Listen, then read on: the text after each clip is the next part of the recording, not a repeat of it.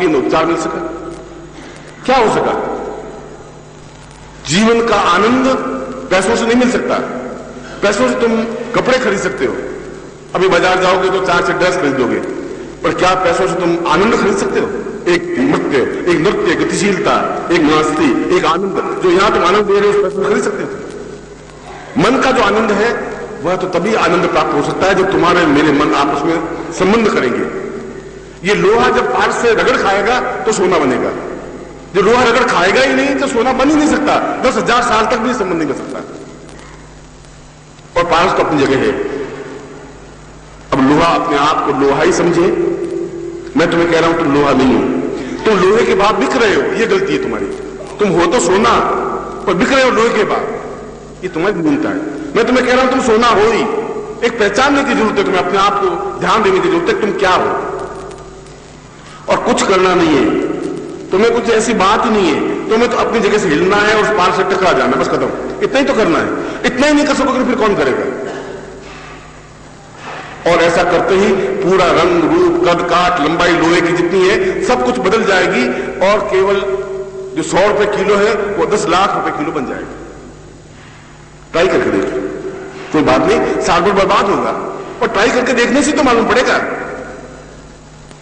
इस प्रकार की चोट पहुंचाने वाला, इस प्रकार की बात कहने वाला और कोई नहीं मिल पाएगा। और ऐसा मुझे कोई जबरदस्ती भी नहीं है कि मैं आपको बार बार समझाऊं भी, ऐसे कोई जरूर नहीं है। और फिर भी एक हृदय में चोट है, एक दर्द है, एक एहसास है कि ये सब मेरे प्राणांश हैं, तो मुझे प्रयत्न करना चाहिए, अंतिम क्षण तक प्रयत्न करना चाहिए। कृष्ण ने अंतिम क्षण तक दुर्योधन को समझाया कि तुम कुछ नहीं कर सको तो आधा हस्तिनापुर दे दो, चलो तुम नहीं मानते हो 5 गांव दे दो, युद्ध बंद करो। अंतिम क्षण यह भी समझा 1 गांव दे दो पांडवों को, तुम करो, लड़ाई बंद कर दो। जब एकदम आंखों पर जब चर्म चक्षु होते हैं तो वो कुछ समझ नहीं पाता, तब उसमें कोई ताकत नहीं होती। और तुम्हारे भी चर्म चक्षु है जो तुम भी नहीं गिन सकते, वहां कितने दरवाजे ये भी पता नहीं पड़ सकता। इन चर्म चक्षुओं से तुम उस विराट व्यक्तित्व को नहीं पहचान सकोगे, और नहीं पहचान सको तो कुछ नहीं, आंख बंद करके भी रगड़ खाने की जरूरत है। एक चंदन का एक टुकड़ा पड़ा है और छोटा सा लकड़ी का टुकड़ा भी उसमें आप घिस देंगे तो उस लकड़ी के टुकड़े में भी सुगंध आने लग जाएगी और वह सुगंध अपने आप अद्वितीय होगी। ऐसी बात कब समझेंगे आप, कब स्थिति आएगी? और फिर मैंने समझाया था कि यदि आपके प्रयत्नों से गतिशीलता नहीं आ सकती, संभव नहीं आ सकती, और ये मेरा सोचना अपने आप में इसलिए न्यून है कि मैं आपको ऐसा नहीं समझ रहा हूं, आप समझ रहे हैं कि आप लोग हैं, ये आपकी न्यूनता है। मैं तो आपको स्वर्ण समझ रहा हूं, है आप स्वर्ण। जब समुद्र के किनारे हनुमान और सुग्रीव और नल और नील जामवंत सब बैठे और सीता उस समुद्र के 400 योजन पार लंका के पास, अब कौन एक छलांग लगाए, कौन छलांग लगाए वहां पहुंचे? नल ने कहा कि मेरे लिए पॉसिबल नहीं है, संभव नहीं है। नील ने कहा मैं वृद्ध हो गया हूं। जामवंत ने कहा कि मैं तो अत्यंत वृद्ध हूं, इतनी छलांग में नहीं लगा सकता। सबकी नजरें हनुमान पर टिकी। हनुमान ने कहा मैं तो बालक, मैं कैसे छलांग लगा सकता हूं? सुग्रीव ने कहा कि तुम बालक नहीं हो, तुम्हें पता ही नहीं तुम्हें कितनी अद्भुत क्षमता है, तुम छलांग लगा सकते हो, ताकत है, जोश है, कुछ और छलांग लगा, तो लगा दी और पहुंच गए। मैं भी तुम्हें वही बात कह रहा हूं कि तुम्हें जोश है, तुम्हें क्षमता है, मगर तुम्हारे पास एक झिझक है, तुम्हारे पास एक न्यूनता है, तुम्हारे पास संशय है, और जिसका संशय है वो जिंदगी में कुछ नहीं कर सकता, संभव ही नहीं है। जो चैलेंज ले सकते हैं वो पार निकल सकते हैं। जब तुम समुद्र में कूदोगे ही नहीं तो समुद्र का गहराई कैसे नापोगे, उस मोती कहां से लाओगे? तुम किनारे बैठे बैठे सोचते रहोगे कि ऐसा कैसे होगा, अंदर कूद गए मर जाएंगे तो क्या होगा, मछली खा जाएगी तो क्या होगा। बैठे रहिए किनारे पर, और जब वापिस घर जाना पड़े तो 4 से शीपियां और 4 से शंख लेकर के और घर चले जाना। मोती नहीं मिल सकते, मोती मिलने के लिए बीच धार में तुम्हें कूदना पड़ेगा, और कूद के देखिए वो आनंद एक अलग बात है। उन तूफानों से टकराने का, लड़ने का, जूझने का आनंद है, वो अपना अलग आनंद है, और तुम उस आनंद को ले सकते हो, चाहे तुम 50 साल के हो, चाहे 80 साल के हो, चाहे 10 साल के हो। उस आनंद को मैंने लिया है। मैं भी तुम्हारा तरह व्यक्तित्व था, मैं भी उस तूफानों में कूदा था, टकराया था, जूझा था, और एहसास किया था कि समुद्र के किनारे बैठने से कुछ आनंद नहीं हो सकता, कूदने पर आनंद है। वो आनंद अपने आप में तुम्हारी एक मस्ती है, एक चेतना है, एक ऐसी चीज है जो पैसों से नहीं खरीदी जा सकती। मैंने तो पैसे भी देखे। लखपति क्या होता है उसको मैंने समझा है, एहसास किया है। करोड़पति क्या होता है वो भी मैंने एहसास किया है। फकीरी क्या होती है वो भी एहसास किया है। संन्यास क्या होता है वह भी अनुभव किया है। गृहस्थ क्या होता है वो भी अनुभव किया है। और मैं कहता हूं कि जो खुमारी अपने आप में गुरु के चरणों में व्यतीत होती है, कुछ पास में नहीं है और एक मस्ती है, उसकी तुलना तो भगवान भी नहीं कर सकते, संसार भी नहीं कर सकता, ग्राह विश्व भी नहीं कर सकता।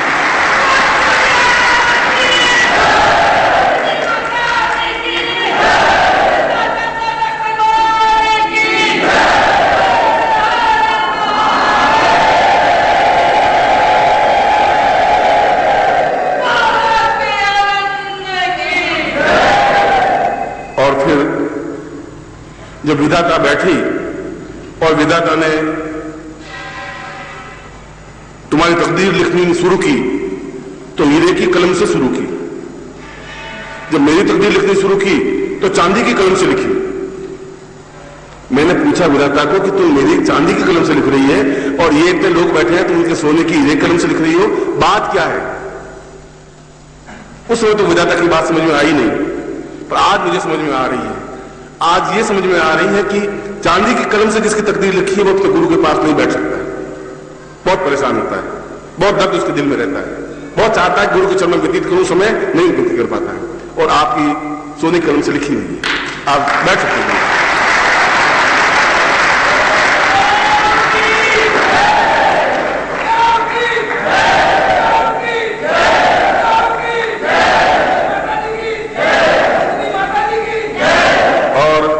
ऐसी तकदीर प्राप्त करके भी यदि आप अपने जीवन को संवार नहीं सके तो दुर्भाग्य फिर तुम्हारा ही होगा।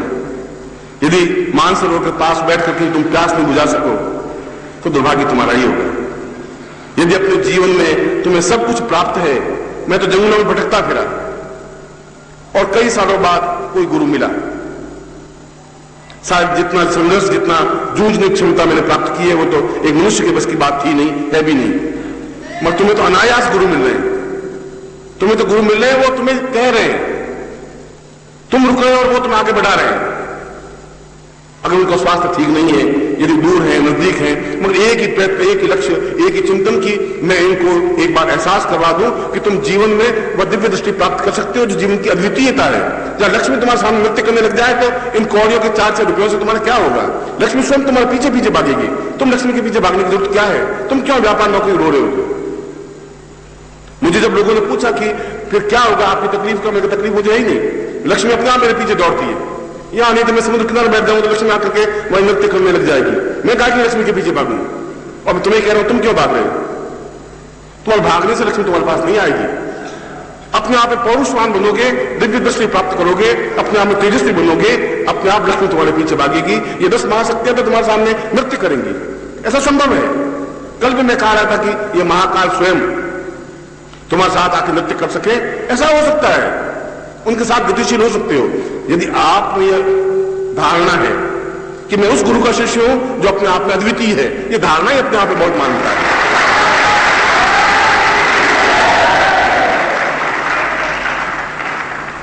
मैं तो इनको कई बार कहता हूं, कई बार चिंता करती है कि आप 2 दिन टेलीफोन में कहा चिंता करिएगा।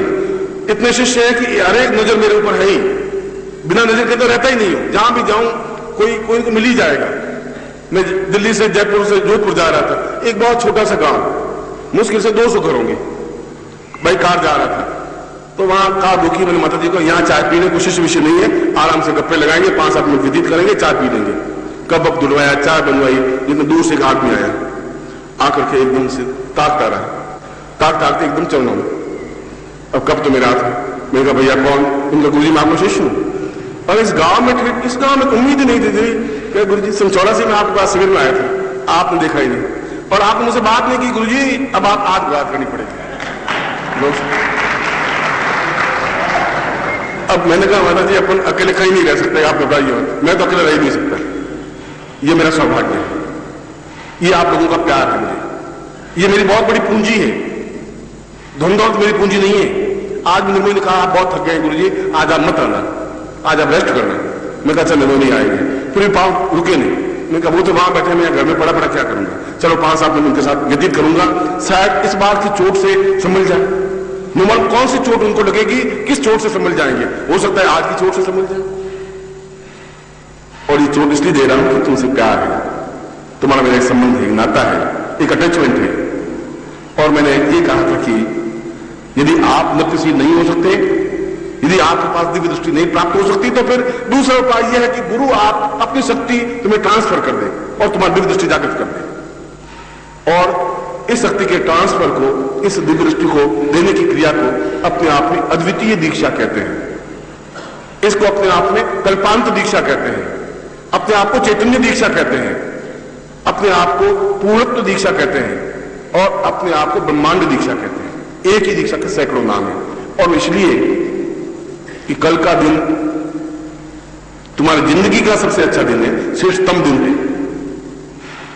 इसलिए एक शिवरात्रि अगली बार नहीं आएगी, आएगी शिवरात्रि पहले भी 40 बार आई है, अगली बार भी आएगी। उज्जैन भी अपने आप में कोई अद्वितीय जगह नहीं है कि यहां होने से सब कुछ प्राप्त हो जाएगा, मगर यहां एक ऐसा क्षण है जब आप पूरी तरह सन्नद्ध हैं, तैयार हैं, शीप तैयार है, बस एक बूंद स्वाति की गिरे मोती बन जाए, बस इतनी जरूरत है। शीप का मुंह खुला हुआ है, एक स्वाति के बूंद की जरूरत है, बूंद गिरी और शीप ने मुंह बंद किया और मोती बन गई। और मोती 1 लाख, 1.5 लाख, 2 लाख, 2.5 लाख। कल का दिन तुम्हारा वैसा ही है, क्योंकि आज आपने पारदेश्वर पूजा को देखा है और मैं चाहता हूं कि आप पारदेश्वर पूजा को इंडिविजुअल करें। देखना और करने में बहुत बड़ा अंतर है। प्रत्येक के पास पार्थ शिवलिंग हो, और पारदेश्वर शिवलिंग का तात्पर्य आप समझते नहीं है शायद।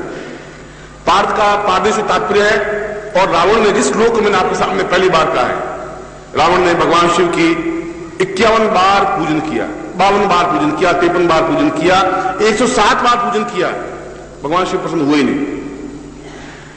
उसने कहा कि क्या बात है, उसने कहा ऐसा हो ही नहीं सकता, 53 विधानों से पूजन करने के बाद भी भगवान शिव मेरे सामने प्रसन्न नहीं हो सकते, तो फिर अब जिंदगी में शिव दर्शन नहीं दे सकते, संभव नहीं है। और यदि भगवान शिव ही आनंदमय मेरे जीवन में नहीं है तो इस जीवन का फिर अर्थ ही क्या है। और ऐसा कह करके उसने अपने गले को काट करके चढ़ा दिया। और ज्यों ही अहंकार समाप्त हुआ, गमन का मतलब अहंकार, गमन, बुद्धि, जो बुद्धि समाप्त हुई तो ये अपने आप में भगवान शिव प्रसन्न होकर के उसको वापस पूर्ण श्रद्धावान व्यक्तित्व बनाया।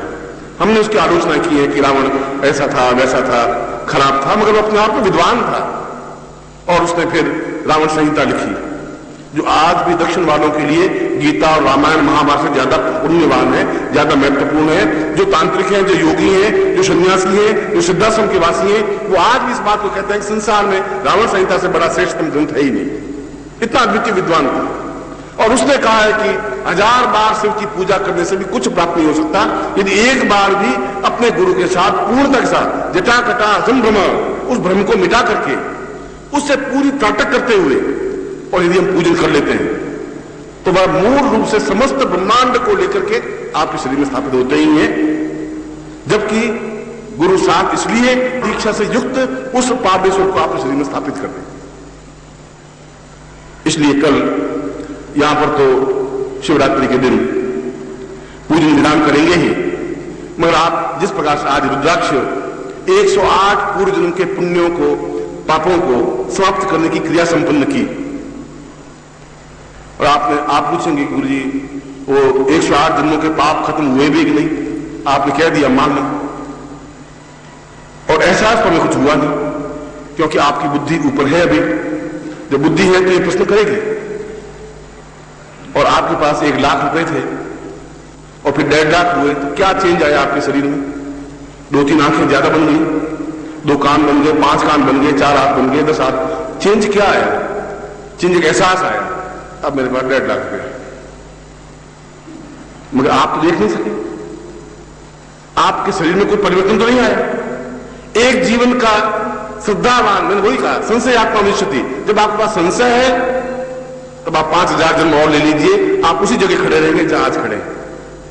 इन पत्थर की मूर्ति को यदि पत्थर की मूर्ति माने तब तो ठीक है, यदि भगवान साक्षात शिवलिंग माने तो सैकड़ों उस पर चंदन, हजारों मन चंदन चढ़ा चुका है, हजारों मन पुष्प बील पत्र चढ़ा चुके, लोग प्रसन्न होते हैं, धन्य होते हैं। और देखता हूं तो अपने आप में आनंद विभोर हो जाता हूं कि कितना अद्वितीय शिवलिंग है, कितना ज्योतिर्मय शिवलिंग है। और रावण कहता है कि उन द्वादश ज्योतिर्लिंगों से भी श्रेष्ठतम मैं श्लोक की व्याख्या कर रहा हूं।